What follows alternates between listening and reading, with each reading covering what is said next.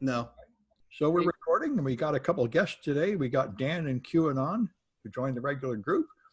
And I've begun by breaking all the rules and having too many links here because I'm interested in the coronavirus stuff. And so the CDC wrote a guide with details of how to open up businesses, and the Trump administration has hidden it, saying it is too prescriptive, which is what they did before. The CDC used to give you strong rules, like you must protect your workers and stuff.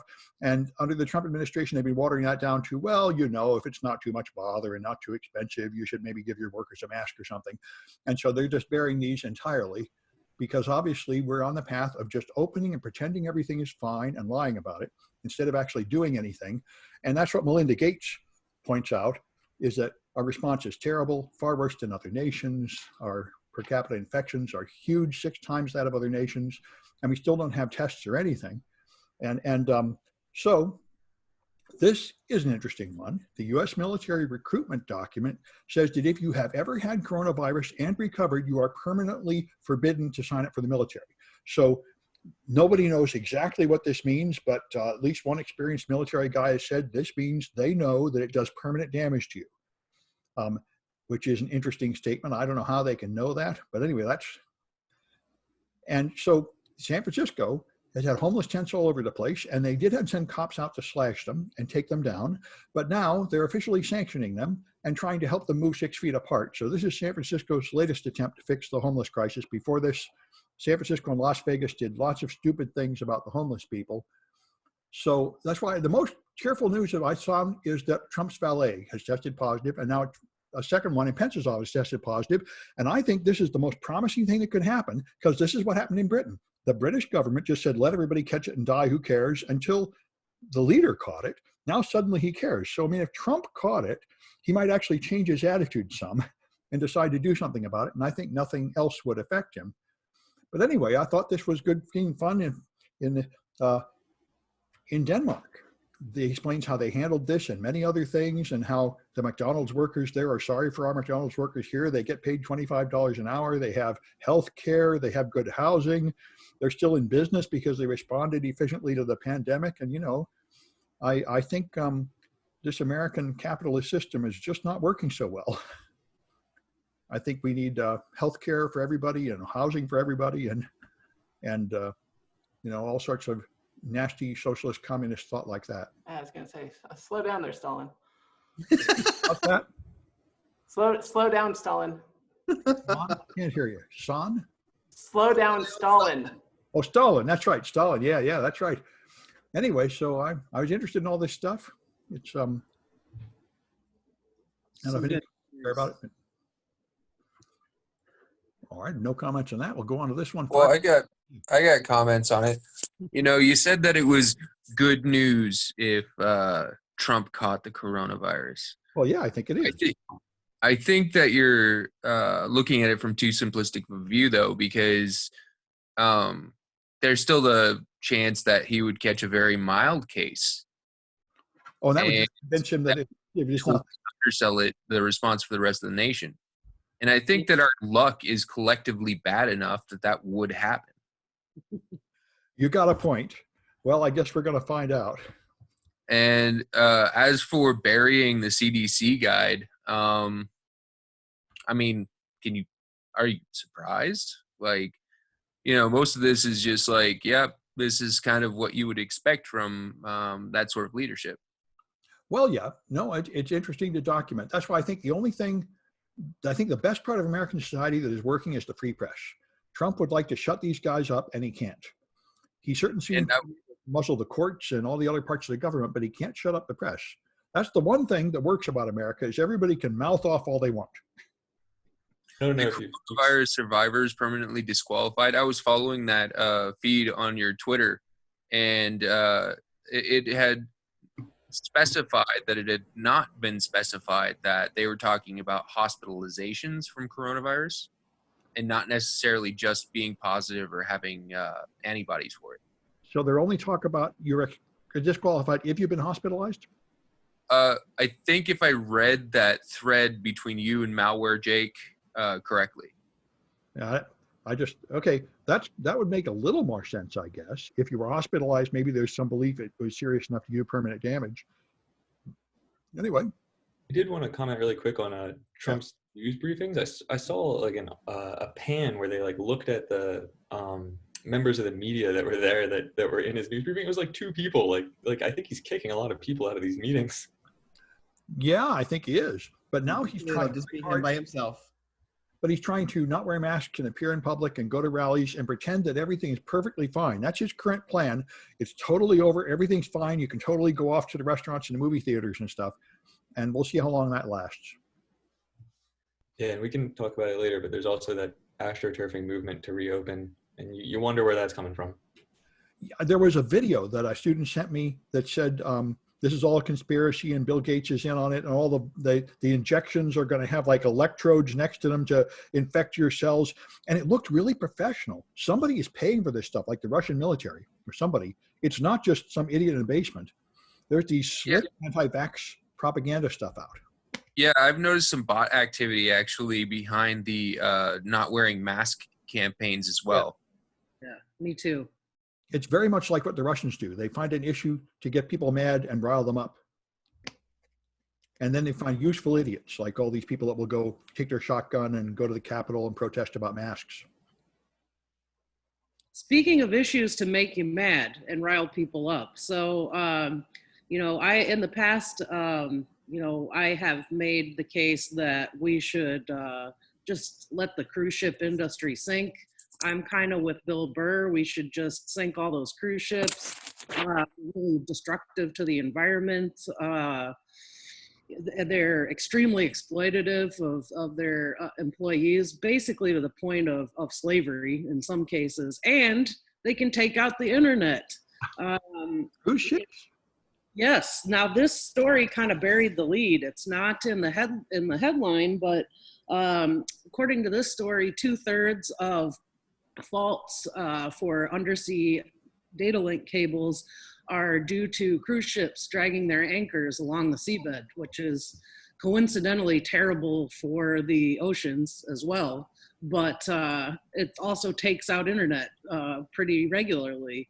And sometimes with some of these islands in the South Pacific, especially, it can knock out comms to the whole island. And then they're stuck using satellite, which is terrible for a while. Why do you drag your anchor? Is this just something that happens accidentally, or is it something you deliberately do?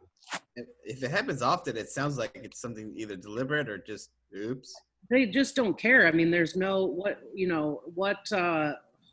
oversight is there? It's not like they get fined every time they take out an undersea cable. So. Well, sure, but I mean, I thought you put down the anchor because you stopped. And then you pull up the anchor and then you go. Why would you drag it? It just seems like it's wasting gas and I think that maybe in some instances it doesn't embed on the seafloor because it's hard rock or whatever. So right. That's what I thought. Yeah. The currents will push the giant cruise ship along, and then it'll hook and break the undersea cable. What if they use it as a brake? Yes, I was gonna say dragging anchors is a common problem with a lot of these boats. Yes, I mean, it kind of is an accident. It's kind of unavoidable, right? I mean, anchors just aren't a very perfect technology. Just did some very quick cursory Googling. It seems like it's also a technique they use in unstable waters to help stabilize the boat while they're traveling. Okay. Well, that's interesting. Yeah. Yeah, I hadn't thought of that, but that makes sense. We don't have time to actually look at like evidence. Okay, we should just keep speculating. Well, there you go. It's good to have journalistic principles. Well, then another thing you'd think too, like they should have a map of where these cables are so they know not to drag their anchors around those areas. It's like when you go to dig, you're under your cables near your house. Yeah, that might be nice. They do have maps that are actually pretty cool of where all the cables are. I actually like looking at them just because it's interesting. But Oh yeah. I imagine that that's not much of a concern for the cruise ships because, especially when you're in international waters, who's going to tell you otherwise? Well, I guess you could fine them when they come home for breaking it. I don't know. It's a thought. Because of the implication. Yeah.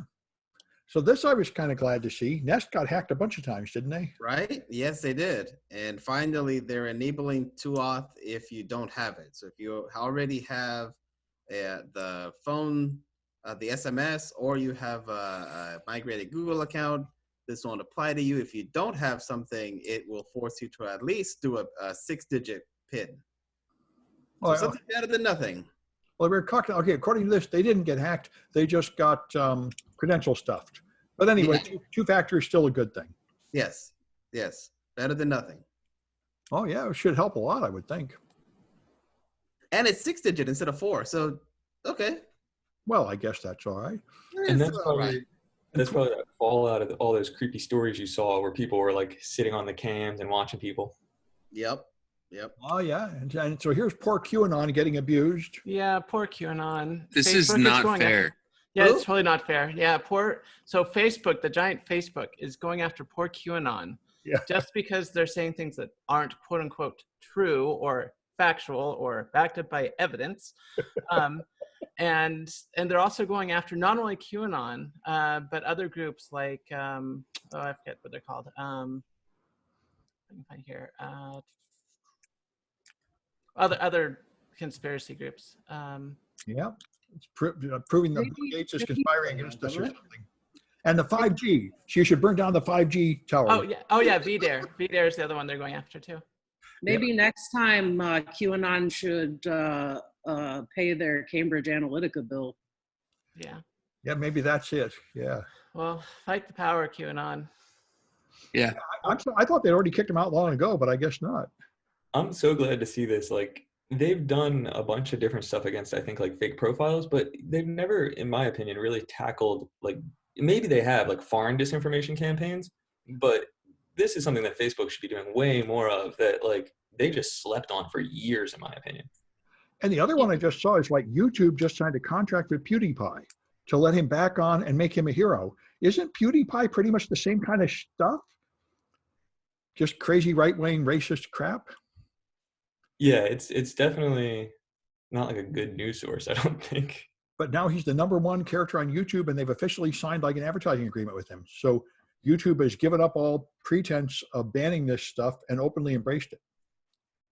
I will give PewDiePie a little credit though. Like, he has done public apologies for some stuff. You know what I mean? Like, he did this whole Death Forest thing, and then he had to publicly apologize for it. So that was, nice. So it's the kinder, gentler PewDiePie, maybe. PewDiePie 2.0. Yeah, well, I guess we'll see. I noticed this story that I just dropped in the chat earlier today that was about Trump's nominee for the next National Intelligence Director. And I thought, this could go either way. If he's following them, hopefully it's because he wants to keep an eye on the current situation and stay abreast of the current climate, and not because he believes this stuff. But what do you want? Obviously, the second, Trump got in because he's a birther. He appeared on Alec Jones. The current administration is totally off in this crazy land. Okay, here's something that I want to say about the current administration that I think is overlooked. And it's the same thing that was the subject of our talk, which is the source of news that one purports themselves with. The current administration uses very extreme sources of news like Rush Limbaugh and things like that as sort of an indication of how well they're doing and what is considered trustworthy news. So I think it's part of a greater problem of a lot of people I don't want to say just that generation, but every generation trusting news brands that might not necessarily be trustworthy because they're just ignorant to that fact. Yeah, I've got a friend that's in his 80s who's totally into all this alt-right stuff. I think and Fox News, I think, targets people over 70. That's the median. So it is our like parents and grandparents generation that are somehow, I think they come from an earlier time when they actually trust what they see on TV or something. And therefore they're more easily misled by the internet, something like that. Yeah, and now since Fox News wasn't radical enough, we've got the like One America, the OAN channel and all that, which is just really something. I heard something like Trump is buying OAN. or something like that, because Trump's plan is to start his own Trump TV when he leaves office, which would totally make sense. That would be his logical next career move. I also find it comical that he trusts these like really incredulous news sources, and then he doesn't trust his own intelligence services, which are like people hired just to research stuff for you. But from his point of view, they're all plotting against him because they keep accusing him of doing crimes for some unspeakable reason. So how can you blame him? From his point of view. Yeah, it's not a crime if it doesn't feel like a crime. Well, if he does it, he said if the president does it, it's not a crime. The president is allowed to do anything he wants. And there's a new Supreme Court case to prove that. He can just do anything he wants, anytime he wants, and nobody can question him or anyone in his administration, which is the way it used to be in like medieval Britain. So I mean, he's kind of consistent. Anyway, so did we skip one? Wait a minute now. I sort of lost where we were. Went through the sharks and the two-factor thing. Okay, we are back to this stuff, the contact tracing stuff. Okay, so the UK made the centralized contact tracing app. Apple and Google made one that's made the infrastructure for decentralized apps so that the data would not go to a central server. It would just go on your phone and record who you've been near using Bluetooth, which the inventor of Bluetooth said is stupid because Bluetooth will never work for that because it's too long range. But the other problem is, if you don't use their official API, then every time the app goes in the background, it turns off Bluetooth and loses connectivity. So you either have to have very little data, or you have to keep waking up the app, draining the battery. So UK and Australia have just ignored these problems and made centralized apps. And so the UK one doesn't work at all. It keeps going to sleep and losing connectivity. And then it turns out that they probably can't use any data because they forgot to like fill out the forms to make it legal to move data from one branch of the government to the next. So it's doing no good.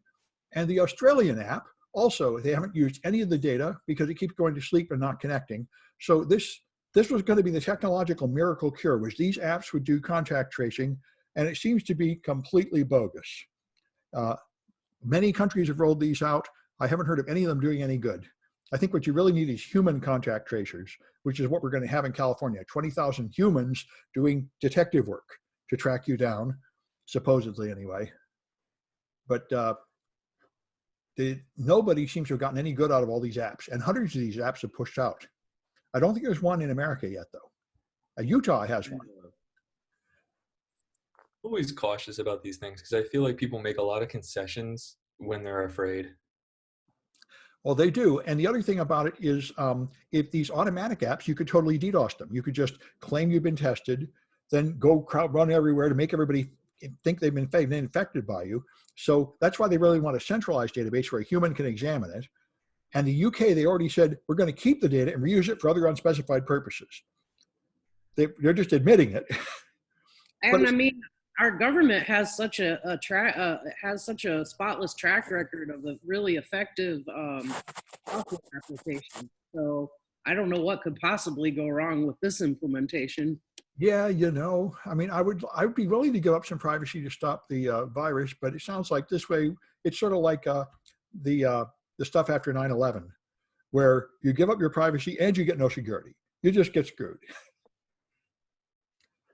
Anyway, so ultrasonic signals. This one was surprising to me. Yes, so this has actually been a thing for the last few years on and off, but it just kind of got buried in the cultural consciousness. We haven't talked about it in a while. And one of the people that's been working on the web audio API is like, hey, you know, we should probably take a look at this again. Because there are people that have been pushing for this to be something that you can do without asking for any permission. So essentially supersonic and subsonic sounds that can be used for browser fingerprinting and ad tracking and all kinds of other things. You know, some people are of the opinion like, hey, it's not useful to have to prompt the users for permission every time we want to use these subsonic or supersonic sounds for everything. But it's problematic because there's not necessarily a range that makes sense for everybody, and it really opens up some avenues for violating people's privacy even more. So I thought this was pretty interesting. And towards the end of the article, another thing I thought was interesting was that Brave implemented some kind of randomization so that it would, specifically for the web audio API, so that it would limit the fingerprinting capabilities a little bit of sites. So interesting topic for sure. So this is only talking, I think, about phones, not desktops, right? Because desktops don't have access to a microphone, not typically. So they couldn't pick up any sound, right? I mean, most laptops have webcams, right? And most computers are laptops, so... Well, now on a phone, you specify when you install the app whether it's allowed to get to the microphone, right? So some of your apps would not be able to but I guess on your desktop, everything would if you got a microphone. Right, and especially I was wondering about, making conference calls and stuff like that when you're actually using the microphone and doing stuff on your browser at the same time. Now, of course, that's a good point. The best defense against this is to do what we're always preaching to people to do, which is really go through your permissions on your phone and lock stuff down and make sure that applications that shouldn't have access to things like your audio and your location data and all that don't. But especially with a lot of the Android research that we've done in the last couple of years, I mean, it's no guarantee. Well, yeah, that's way too much bother. I'm not going to do that. Or, just get an Apple IIe and just use that again. Oh yeah, back before. Yeah, that's an option. That, by the way, is one of the problems. That's one of the problems with coronavirus is a bunch of people don't have smartphones anyway, so they can't play this game. Yep. Yeah. I remember there was something a few years ago where the high school kids would get like an IM app that made beeps that were so high pitched that the teacher couldn't hear it. Only the kids could hear it, like dog whistles. That was the original dog whistle thing. Anyway, I remember they were doing that as a covert channel too, to sneak stuff out of skiffs, that high pitched audio sharing, using it in data. And last week we had the one where they're doing it just with the power supply. The power supply makes a hum, and you can send data through that. That's cool. Yeah. So yeah, I saw this one for Password Day or something. Yeah, apparently it was Password Day yesterday. And from a survey of 1,000 people, 43.8, when they go to buy something, if they forgot the password, they just abandon the thing that they were gonna buy because they forgot the password. Oh yeah, and I've heard this before, that just from bad design, something like half the purchases around Christmas that people try to do online, they just give up because they can't complete the transaction through the website. Right. And this was just more specific to people are forgetting their passwords and they just go, oh well. Well, that's why I think everybody needs a password manager. It took me a while to admit it and switch to it, and I'm glad I did. Now I can actually find stuff. Before I was always digging through, which old computer, which stupid Word document had the password for that stupid thing I used 5 years ago. Now I have one place for everything. Yep, same here. Yeah, well. There's a number of accounts that I think I just reset every time I use them. One thing I thought is funny is I've got grade books from like 15 years ago, and I forgot the password. If one of those students wants a letter of recommendation, I'm hosed. I totally can't get in anymore. That hasn't come up though. Anyway, that's another good thing. By teaching tech, everything I teach is completely obsolete in about 3 years, so nobody cares. So I don't need any history. Yeah. I forgot. Oh, yeah. Whenever I run into that and I just give up on purchasing something, I just call it a net win. Save that money. Dollar bill. Yeah, that's a good attitude. Sam, I did want to comment. Your COBOL class is freaking awesome, and it's like old content, but still very awesome. Oh yeah, you did the CTF. Yeah, I had fun with that, and I found a bunch. And now I got a real mainframe, and now I found more real mainframes you can get. So there's a bunch of places we can go, but there's one guy that said, I took a Raspberry Pi, and 5 years ago I put an IBM operating system on it, and it is duplicating entirely a complete mainframe from like 20 years ago with all the features.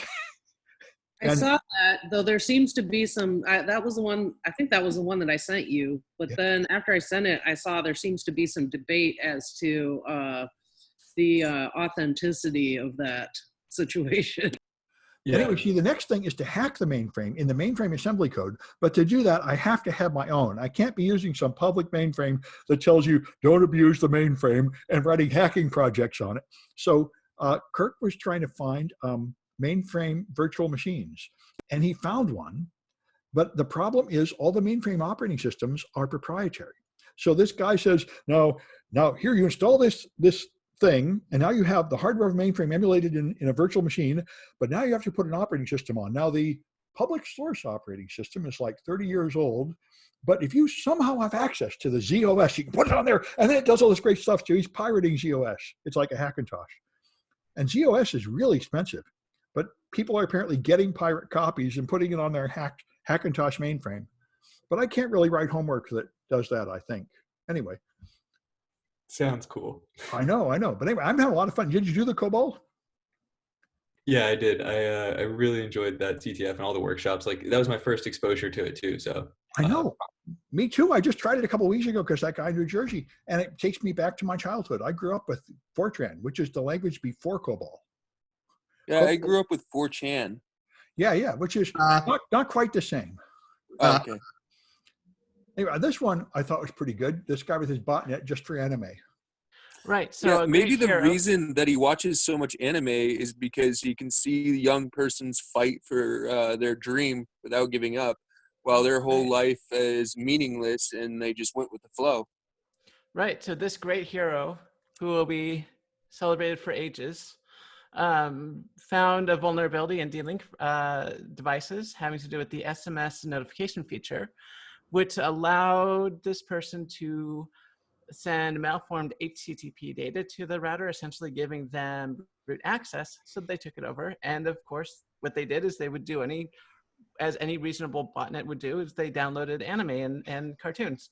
So our great hero had this botnet up for almost 10 years, almost undetected, just using a single vulnerability. So why do you need a botnet to download anime? How does it? Why don't you need a botnet? Well, if you want to get your stuff fast, you distribute it. Because he was leeching, right? He was leeching on the torrents. That's the part, I guess, to make it faster. Yeah, and probably hosting too. That's what I was going to say. Yeah. You could just join BitTorrent like everybody else, but I guess that would be too pedestrian. No, this is our hero, a great hero for the ages. Yeah, if I were doing something like this, the idea I think would then be to host my own anime repo and profit off of it. Yeah, that would make more sense in a way, but anyway, all right. And so this I thought is bloody awesome. Elon Musk is completely nuts. He tweeted out the other day that not only is coronavirus all hoax and they should totally open up everything, but I'm going to sell all my houses and have nowhere to live because who needs that? I guess before he moves to Mars, he doesn't need a house anymore either. And he really is in fact selling all his houses. And he just had a baby like 2 days ago. So I would think that his wife might say, we kind of need a house, but anyway, but they've agreed on the name. This is the name of their child, XAEA12. Kyle. And they tell you how to pronounce this. His Elven spelling of AI for artificial intelligence. So it's, they disagree on how to pronounce it actually. I don't think the child really has these tattoos though. Apparently California's not going for this because you can't have, you can only have letters, the standard alphabet letters in baby names, because I don't think anything else will go into the state record system. So that'll be interesting. So it's going to be like Ellis Island. Your real name is XA12, otherwise known as Joe. Wait, so Liz, does that mean I can't have -- drop tables for my child's name? Apparently not. I was going to say, I was going to, in my new cat, X50 !P, percent at 4P, open bracket / ICAR standard antivirus test file. Well, so I think that could go through. Well, the cool thing about it is now when you use your cat's name for a password, it'll be secure. Well, Yeah. it's not going to be okay until you can use emojis. Yeah, your- yeah. He should have done that. That's awesome. He should just have emojis in there. Smiley face emoji, poop emoji. Yeah. I hate that. People started putting their host names as emojis when we were doing like security logging. Like, wow, way to throw a wrench in my life. That sounds, it should be secure, right? It's probably not in the alphabet for the hacking tools. We had a team who did that during our bug bounty. So that was interesting. Yeah, it's not a bad idea. I see a lot of students do it on Kahoot. Some whom are even here, all putting up weird symbols in the Kahoot. Well, I think that my story is more news of the obvious, like Elon Musk is crazy, Chinese nation state hackers are hacking things. And I don't want to get too in depth in these because we've got a hard stop, and I really want to talk about Q and Action Dan's project. Okay. So figure we should just skim over these. Okay. He did bad things. There's a new rat out there, the Arya body rat. There were multiple means of infection, but mostly through word macros and dirty dills. Yeah. Didn't look too new. And then Zoom support. I did not understand the Zoom support. So if you have Firefox, you can get into a Zoom meeting, but you can't do audio within the browser. Oh, okay. Up until this version, now you can do that, because you could do that in any other Chrome. You couldn't do that in Firefox until now. And it supposedly can detect when your password's been breached and then tell you if you reused it, which I wonder if they're sending your password up to a server to do that. I kind of wonder if that's safe. I would think at the very least they're sending the hash. They're probably running it through like a Troy Hunt API or something like that. Yeah. That's what I hope they're doing. All right, and the last one here is Microsoft's private GitHub hack. We were talking about this before the recording. Right, some secret in dirty, your private GitHub. Yeah, some dirty hackers decided to hack Microsoft's GitHub repository, download 500 gigabytes of data, and I guess are now trying to sell it. Yep. Currently, what they put on was the file directories to prove that they have the files. And the only question is there anything really important in there? Probably. I have to tell you, when I was doing internal corporate red teaming, the first thing we would always go to are the GitHub repos and just look for bugs in the GitHub repos. And there were always bugs, don't worry. I want to second Kaitlyn's point. I do the same thing. Like I always look for creds stored in codes. And then this is the same kind of breach that hit Uber in 2016, where you had, because the problem is the GitHub accounts belong to individuals, right? And then the org is Microsoft. So they're going to reuse passwords on their personal stuff. And Microsoft can mandate 2FA if you're part of their group, but if it's not already there, they can't really do it. I guess they can do it retroactively, but people rejoin the group. But that's what I imagine. An individual got hacked, and then he had access to the Microsoft repo. Yeah, it sounds like it's not that big, not that hard to do. So you guys have something to tell us about? Yeah, we recently put together a whole bunch of, well, it was a presentation on 5 years worth of research around the astroturfing stuff that you mentioned, like how they kicked QAnon off of Facebook. Yeah. So we had been doing a lot of this astroturfing over time, and basically our research just kind of accumulates in that for many years, not only was this very easy, but these social media companies basically profited off of this astroturfing because it looks like more active users, it looks like people sharing stories, all this community engagement. But as we've seen with these other things, what it is it's concerted campaigns by a very few individuals to look like a grassroots movement and make some kind of change happen. And it's manipulation. It's manipulation of news and democracy, really. And it's information warfare at the basest in the basest definition. It's warfare. Yeah, but I think that's nothing new. I mean, that's how America was founded, with the Federalist Papers, people pretending to be a whole movement when they weren't. I mean, it's just the latest version of an ancient technique. Yeah, that's a great point. So that's kind of what our talk also talks about, is that fake news isn't like a new phenomenon, right? Like it's propaganda, and governments have always been manipulating this to control people or influence them in a certain way. And, like we have propaganda from America that's like, look at us, we're defending the freedoms of the world, we're good guys, we're out there. And then, we don't really see the propaganda of other countries. But what's interesting about the astroturfing stuff is now anybody has this platform that they can start to push this fake news from. So it's not just people in positions of power. Like, you don't really know who's behind it. Yeah, that's certainly true. A lot of this stuff, it's not easy to track down to its origins. And there's a whole echo chamber of nuts that will amplify it and anonymize it. That's yeah. I think it's interesting how, I was talking to some high school kids a couple of years ago, and I asked them, just because I like to ask them weird questions that make me feel old, I said, how many of you have ever had to write a report where you used only books and not the internet, where you had to do it out of the library? And only like 2 kids in the whole class raised their hand, and one kid goes, I did, and it was really hard. Yeah. But by the same token, they don't trust anything on the internet anymore. So, because it's just so full of lies. So I think it's going to be interesting to see how this next generation that's coming up now in this kind of environment is going to regard these things. Are they just going to eat it up, hook, line, and sinker? Because I mean, granted, these were pretty smart kids that I was dealing with. I would say smarter than average. Or are they going to just be skeptical of everything and believe nothing? Well, the old papers in print were not reliable either. I mean, I think one of the main issues is the fact that it is a basic psychological failing of people to believe what's in their own echo chambers, because it reaffirms that confirmation bias.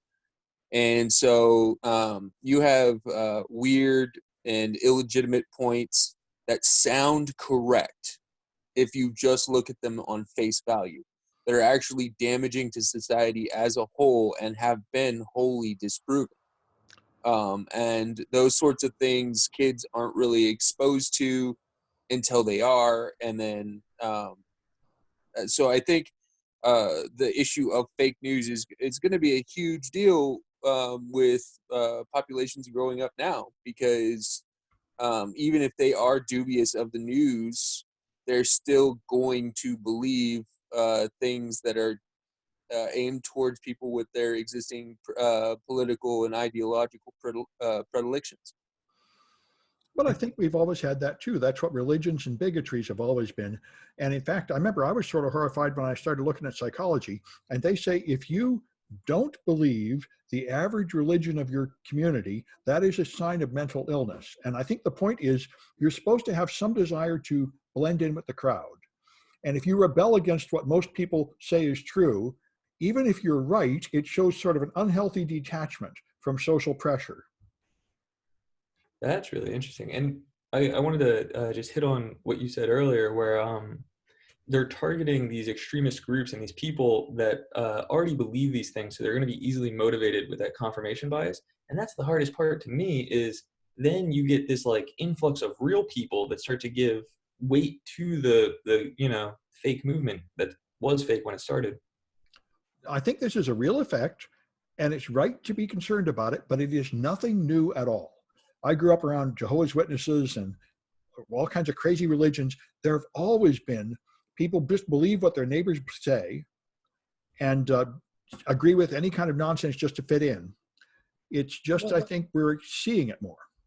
I think something that's interesting that I read about this stuff a while ago was that it's regarding outrage porn, that's what I call it, as outrage porn. That's what Fox News is, right?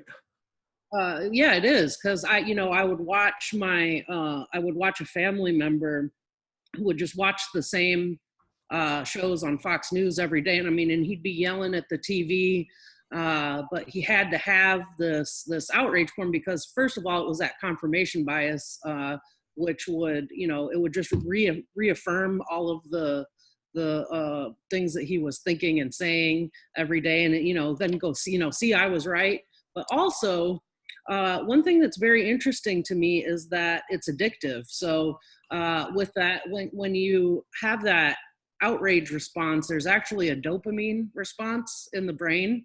And so it becomes addictive to stay on this cycle righteous indignation, essentially self-righteous indignation, that's being reaffirmed through the news. And it's also sort of a tribalist thing where it's like sort of an us versus them deal, where you're getting this daily affirmation that your crusade is the right crusade and everybody else is just out to get you.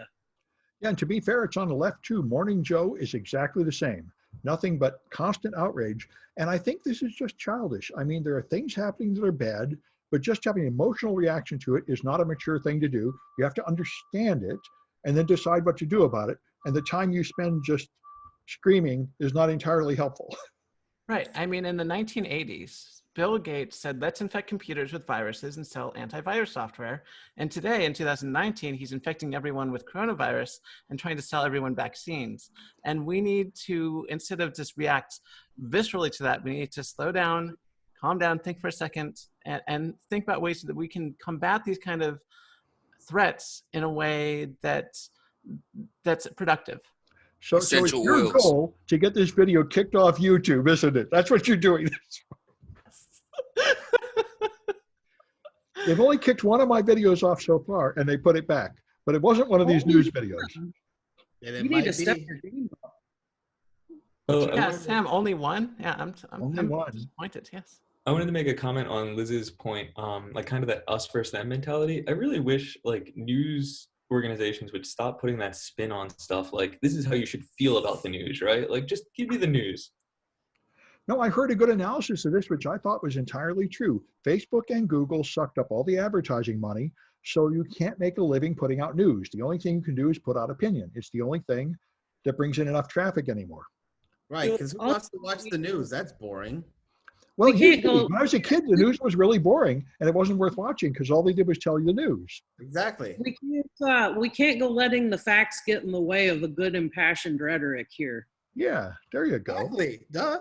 That's the problem, though. It's all click-driven. You have these really clickbaity titles that just, fuel somebody's existing rage. And then, they tell them how they should feel, like be terrified or be angry. And it's like, I don't know. I just feel like there's a lot of. If they don't click, then you don't get the clicks, and then you don't get the money. Well, this is what Thomas Jefferson said. He said, due to the corruption of the people, this system will collapse in about 200 years. And it appears to be true. I mean, I think the real push, at least in America, is that we're an empire in decline. We're the laughing stock of the world. We're not the leaders in anything much anymore. And there's a huge sadness that comes from that, just like when it happened to Britain. And there's a large bunch of people who want to pretend that's not true. So what's the solution to this? How can you help people who are really addicted to that outrage porn cycle and getting that confirmation bias and living in an echo chamber? How can you help them? Like, how can you educate them as to what's really going on, because they don't see it? Like, I think like Sam said, especially with older generations, I think that if it's on TV, it's credible. But as we know, that's not necessarily the case. So what can we do? Make your own news? Well, eventually do it, but it takes decades. Yeah, and I feel like going after it from a lawmaker standpoint is not going to work either. I believe there were several lawsuits against news agencies, but about not factually reporting the news, and they said, well, news is an entertainment product, so it doesn't have to be factual. And in fact, what we went over with our talk about news is news has an uncertain quality with the bias of the reporter. Yeah. I know everyone's now saying the answer is to censor the internet. I really don't think that's going to help. And Fox now, I would say, is more, actually Fox and CNN is more commentators than they are reporters. Sure. I almost think that we've accepted that shift, instead of just like Dan said, which is just give me the facts, just present them. Don't tell me how I need to feel about them. Just give me the facts. Well, I think it's a fundamental failure of the capitalist system. I mean, we don't have socialized medicine. We ought to have socialized news. We ought to limit the amount of money in politics. Everything here is just about making the most money, and not everything should just be optimized for profit. But everything in America is. It'll take a fundamental shift. Like Bernie, this is Bernie's point. We need to be more socialist. We need to have things here that are not driven by the dollar. But that's a real radical idea in America. I think with the social media, at least, the platform owners do have some responsibility. And I'm not talking like censoring people, you can't say that, but they have algorithms that say who sees what, right? And those algorithms definitely promote things that you have the confirmation bias in, or radical opinions. And I think those algorithms should maybe change a little bit to like mute some of these radical opinions versus like pushing them on everybody. But let's say the platform owners don't do that. Let's say they quit and get a job being a professor at some big university instead of doing security because that's their thing, right? Let's say, then I think we need to educate the people, right? We need to bring it to the individuals. And, you know, I think the best way to do that is make it broad and like understandable. So if you guys haven't seen The Great Hack on Netflix, I like hands down, that was one of the best things I think I've watched all I think year. I tried showing it to one of your classes, Sam, before you came in, and then I had to turn it off. I don't remember. Is it about I Cambridge Analytica or what? Yeah, Yeah, it's the Analytical Politica. Yeah, I read the book, Mindfuck, which is very good. yeah. And this is just pushing harder on one of Dan's points about like even though what he thinks those content providers should be doing is the right thing, it does not make any business sense to them, because Right. once again, that outrage porn drives clicks, drives traffic to their platform. Yes. So they don't really have a horse in the race for crippling themselves or their sphere of influence. The other thing is too, in my opinion, they just weren't thinking about it, right? Like they were fighting the last war. They said, what is hacking? Hacking is when people compromise your computer, right? How does Facebook stop hacking? It stops people compromising their computers. They didn't think about all this data that people were sharing on the platform. Yeah, yeah. Well, anyway, I don't think there's a simple answer, but I think education is the only long-term solution. I don't think censorship is going to help, but it might solve temporary problems like putting out a fire. I think we've got to show people how this isn't in their best interest. Like they're just essentially being a cash cow for these massive companies, and they're getting nothing out of it but screwed around. And I think you've really got to appeal to people's selfish motivations to get any traction.